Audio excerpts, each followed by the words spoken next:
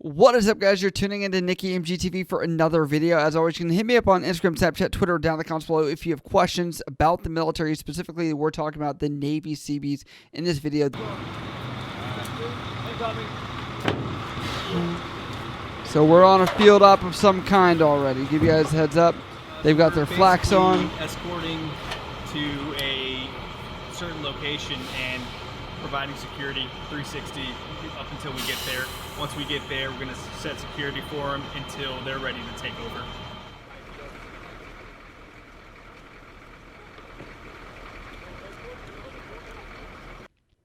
So they say Station Gulfport, Mississippi Battalion 133 departs for Camp Shelby, where they will conduct scenario-based mission in hostile territory. So this is common for not only just the Seabees, this is common for every unit that's going to deploy or do anything like that, where you have to pretty much show your competency. I forget how many days they have to conduct this, but I know every CB I've ever worked with or talked with, NMCB1, shout out to you guys, the people I was with in 2018. I just want to say that, honestly, it's probably one of the worst times of their experience with the Seabees and doing the battalion stuff, but it's going to look fun in this video, but be ready. I'm just letting you guys know.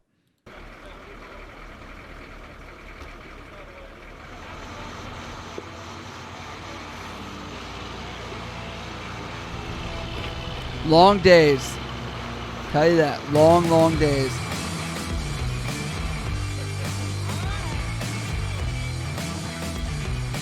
Bright and early.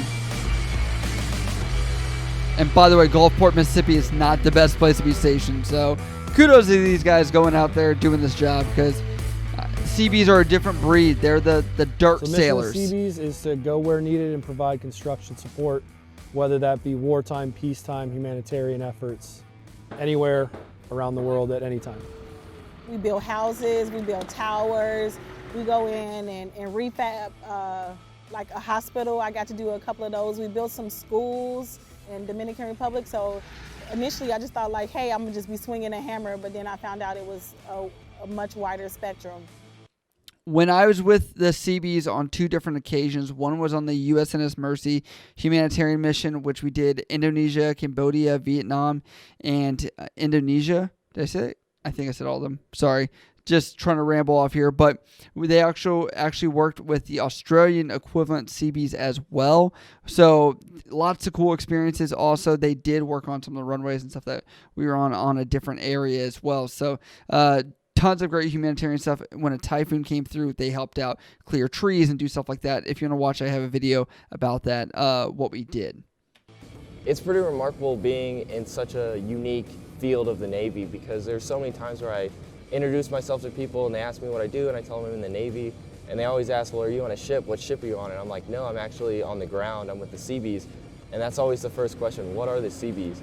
And we are a fully functional construction force that can deploy anywhere in the world and provide support, take over units of land like how we are here in this field, and defend it. So we are a very unique force. By the way, there was an error. It said BU1. He is at BU3 actually. A 12-month report. In the middle of that 12 months, we have our field training exercise, which is what we're doing right now. And during FTX, that's where we're practicing our skills and capabilities. We're being evaluated to get our certification for deployment. Right now, I'm building a hasty skirmish, one-man pit. So once I get this done, I can get him in the pit. I can start drawing up the range card and then teach him how to do it himself. We practice this, because it boils down to us having to do it for real. And like I say, I want to practice the way I'm gonna really do it in real life. So we do this, based off, everything we learn, we bring it all together, and then just amplify it, implement it, and get it done.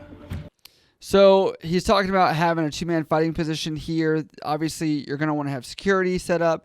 You got to have some bit of cover there as well on around where that's at. There's some benefits of having two people in a fighting position, such as sharing ammunition, also being able to have morale boost, security as well. If somebody needs to go do something else right for a second. I'm just throwing ideas out there. Things that we learn. I'm a Navy corpsman that's dealt with this. We learned this stuff with the Marines. there's a lot of shared knowledge amongst the Seabees and also the Marines and things like that. I have worked with a lot of Marines that do the very exact same jobs as the Seabees, but on the Marine Corps side of the house, and I have worked with the Seabees as well. Like I said, NMCB 1 back in 2018. But I guess you could say the biggest reason we do this is because we Seabees, man. That's what we do. He's using what's called an E-tool right there to hack away. Everyone gets issued one of those. A lot of people don't want to bring it, but you're going to need it when it gets wet to dig out areas around where you're sleeping and make sure you don't get wet. Concertina wire, they're setting up a security there, as you can see. Once you hear that metal against metal, you already know concertina wire is going up every time I do any kind of field exercise.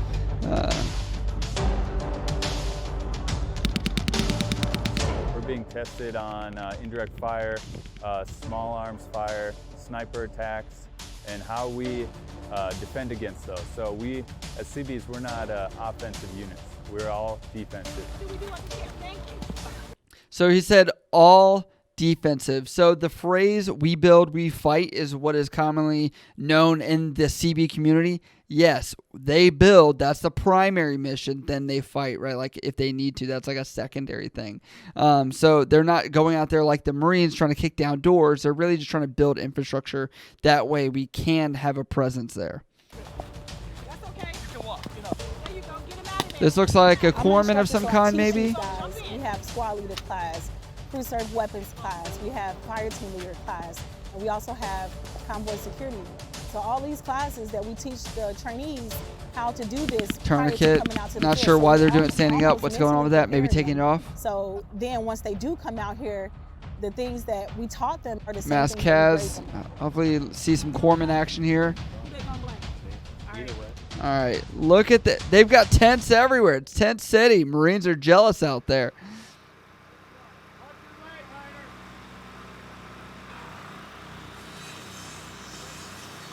So when I first joined, I would compare it to being, a day laborer on a construction site, swinging a hammer, doing this, doing that. But as a builder first class, you're more in that project supervisor role, making sure the project's getting done on time, tasking your crew leaders with their day-to-day tasking and making sure that they're carrying that out and making sure they're doing it properly. So to give context, he is a BU1 E6. For the CB ratings, it is pretty difficult to make rank. Not impossible, right? But what he's trying to tell you is like he is supervising. As an E6, that's pretty much what every E6 should be doing at some point. And being a technical expert. So for the CBs, that's going to take a while to get there. You're going to be the hands-on. If you want to work with your hands, this is where you're going to be at. There's all kinds of different jobs on effects, but generally you're going to see, if you're an electrician, you're going to try to set up power for the camp and all the tents and make sure that everyone... I'm interrupting. I apologize. That guy is a CE2. Be nice to the CEs. They provide a lot of power, heat, AC, very important. And these tents that they're setting up here, that is the worst part of trying to set it up, because if they're broken, if they're ripped, if any of that stuff, like you're trying to set up that throughout the entire first day that you're there, because you got to think about, you need food, you need shelter. Those are the two main things you're worried about in the beginning to set up. So you're going to be setting up tons of tents if you do any of the ground exercise stuff that you're, whether that's Marine Corps or whether that's Navy. Everyone has, heating and cooling if possible. What I If you're say. security, you're going to be digging fighting positions, or You don't want to be doing that. ECP, trying to keep the camp safe, setting up concertina wire and HESCO barriers. 522, how copy? Well, I'm a squad leader for security. I'm in charge of the security up there at the ECP, ensuring all my guys know their jobs, personnel inspections, vehicle inspections, and I did stand ECP in Iraq and Afghanistan, so I do know that some of these skills we learn out here are very valuable. Salt dog right there. He's like, I've actually been deployed, okay? Some people have. By the way, when I was with the Marines that were working alongside Seabees, when I did work with them, it was funny because the Marines were like, oh, look at these Navy pogues. And then like the corpsman that was with the Seabees had deployed to Afghanistan, and he was like, why are you talking crap to the Seabees over here? These guys have actually been to Iraq and Afghanistan, while a lot of you guys have never even been. So people forget about this side of the Navy, and really these guys do a lot of work that people don't even recognize or really acknowledge because it's not on a ship where everyone else is used to seeing the rest of the Navy. A watch work rest rotation, me on the project. I'm just going to have a long work rotation unless they want me to go stand some watches. You're not staying we'll at wake watch up, B, you we'll want. have breakfast, Let's we'll be go out to real. site, and we'll just build until we don't have any light left or any material, or we get to a point where we're comfortable for the day. In a few months, we'll have our NIAX, which is our integrated exercise. So we'll be working with EOD, we'll be working with Coastal Riverine Squadron, and it's just one more step further, practicing our capabilities to work with other units. We also Seabees, some of the work with- hardest we've got working people I've ever 19 worked with. Marines out here from the 8th Engineering Support Battalion. Today we might be in Gulfport, Mississippi. Tomorrow we might be in the desert. We might be in Japan. We might be in Korea. We might be anywhere in the world. So we have to be prepared for whatever comes up. Seabees are on my base right now. Camp is absolutely horrible now. It's a slip and slide, basically. My daily routine right now is I have 8 hours of entry control point, sentry watch, which is just letting people in and out of the camp and being the first line of contact to anyone who wants to see the camp. And then from there I go 8 hours to pit watch, where I come to a pit and I watch a sector of the field, and then I go down for 8 hours for the day. So 8, 8, and 8. Getting in our pit earlier at midnight at 1 a.m. this morning, we didn't have steps. It was just literally just taking a step, sliding, and catching the walls going. All right, if I can just convey how muddy this is, like you're not having showers, you're not having comforts of home, you are literally accepting that you're muddy. I've been in this situation before. Just let the rain come down, just be wet, and that's it. And it is going to be miserable. While you don't have that constriction of being on a ship, you do have that open space. You also have to realize you're not having the rack that you sleep in every night. You're not having the power already set up. You're not having the hot chow. So even though you can have long hours on the ship too, you can have long hours off the ship and also be in the mud doing this kind of stuff. Going all the way down. And right here, Echo 4, I'm an Echo company for this VEX, so this will be my tent. So come on in. So this is my rack. I got my sleeping bag, my little pillow I bought here. I keep all my gear on the right where it's easily accessible, and I got my 2 bags here, my roller bags. On top of my bags, I got another bag with all my hygiene utensils in here. Got my canteen, which I take down there to clean out my razor to shave my face. And then I got a towel there to wipe myself off when I'm done. All right, couple things I want to note when I'm talking about this. Most places you're not going to have a cot. From my experience, when I'm with the Marines, I don't have a cot most times. You're sleeping on the ground. You've got your ISO mat that you lay out to, complete your sleeping system and not get cold from the ground. But these guys are very lucky for what they're able to have. I'll be honest with you. Most Marines will be envious of having a cot while they're there. I also want to say he does have a white light on. Typically, while you're in a field setting, you're going to have a red light on. There's going to be a period like, all right, no white lights, and that's it. Everyone knows that they have to use red. But obviously, this is for the camera, so that way they have actual light, and you can probably see better. But just pointing that out for you guys. Oh, I hate how muddy that is. It's the worst. The kit's not that heavy initially, but walking around all day sweating here, sucks. I didn't even know what the Seabees were a thing. So coming out here to an FTX, helmet and gun and vest, definitely a different experience than I actually thought I would be. That is a yeoman, a YN, an admin person. So with the Seabees, it's not always just the steel workers, the BU builders, the utilities men, the UTs, all the other rates that are part of that CEs.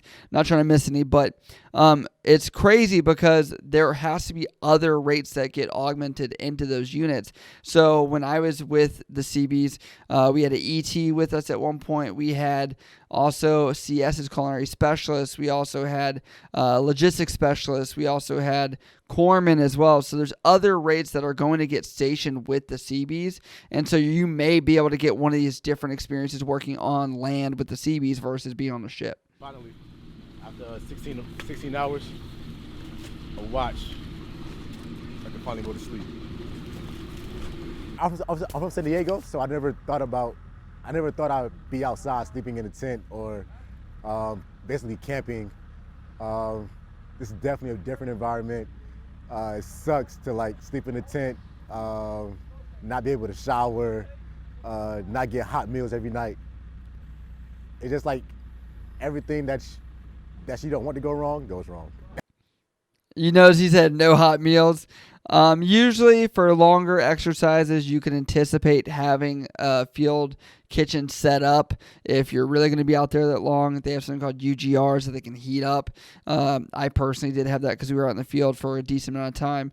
Whereas with this, I'm not sure how long their final exercise is going to be, but they're probably doing some MREs, meals ready to eat. And, you can't get those warm, but it's definitely not going to be as good as a great home-cooked meal, if I could say so myself. Gotta take these back. The mud, man. It's a workout walking through that full gear and even carrying stuff and setting it up. I will never miss that experience. Take a look straight in the mirror. Take a look at myself. Rub these weary eyes. I can just stay in my bed. And you guys notice all those tents. Setting those up gets very annoying, and breaking them down is annoying. I've set up more in my life than I'd ever like to The say. thing about field life is probably just the overall atmosphere of it. Normally we work either in an office or on a construction site, but when you get out into the field like we are now, it brings out a different side of people. You definitely learn a lot more about your shipmates and about yourself, living out in the rain all day where you can't just go in a building. Not everyone handles FEX and field life the same. Also, we really got to lean on each other, make sure that we get through this. You got to be okay getting dirty a little bit. That's just the truth field of is it. Let it be. designed by Soak it nature in. to stress you. It's not designed for you to be comfortable. We want to push you to the limit so that in a real world event, it would be second nature, like muscle memory.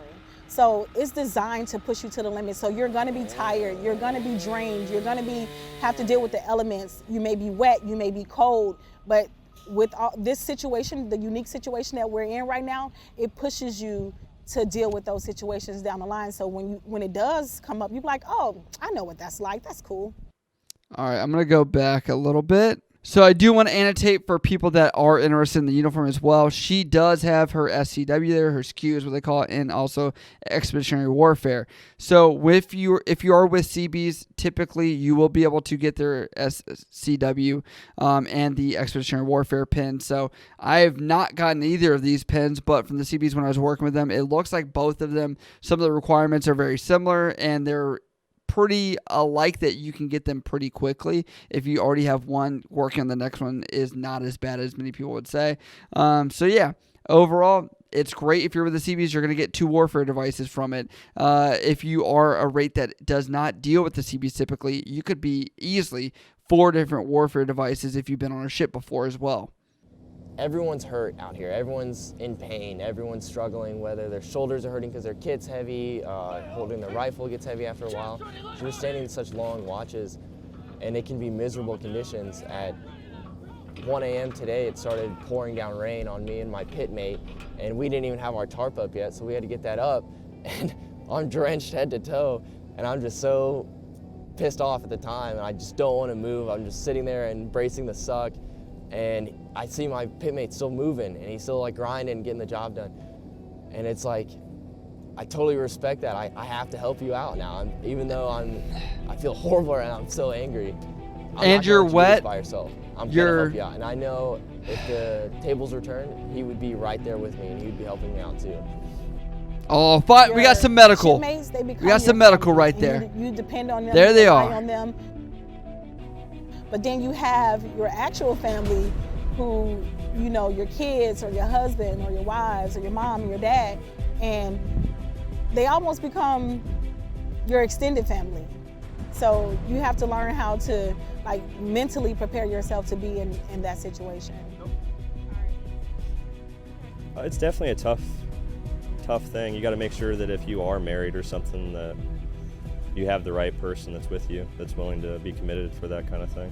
I'm married with a kid, so it's always an adventure for sure with that. Now that my son's 9, it's a little more tough. There's definitely a lot of good, and there's quite a bit of bad. You just got to wonder, is it worth it? And for me, my family's taken care of, I'm taken care of. I have a lot of pride in what I do. Military service is a family tradition.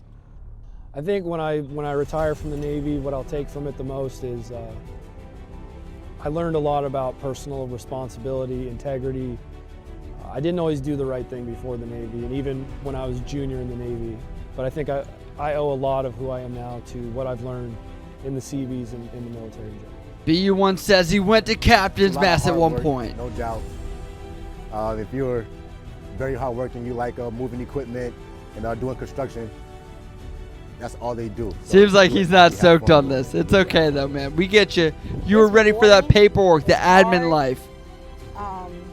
So just to add on to this story as well, it does look like, somebody that was a Y and a yeoman, he's carrying, I think it was ammunition cans or maybe something else. When you are a different job that's not a builder, a steel worker, utilities man, all that stuff, or part of the CB community, you have to hold your weight by doing different roles to help out the Seabees.